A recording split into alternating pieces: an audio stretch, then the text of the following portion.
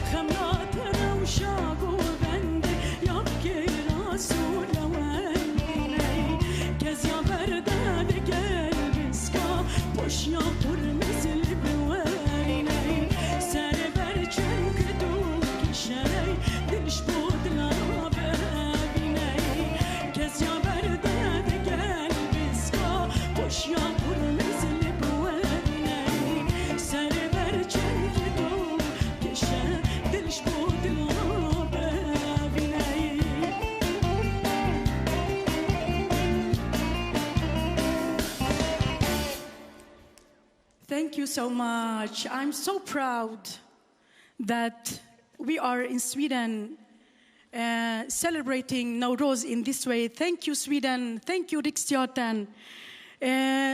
چهارشنبه سوری مبارک جشن همه ملت خوی کرد لسرانسر همه جهان پیروز کم نوروزتان پیروز به. Thank you so much.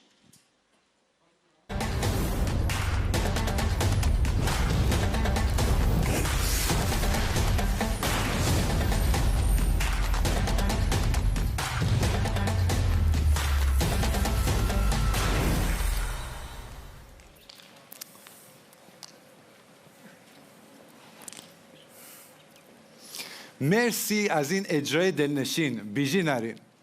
شراره تا حالا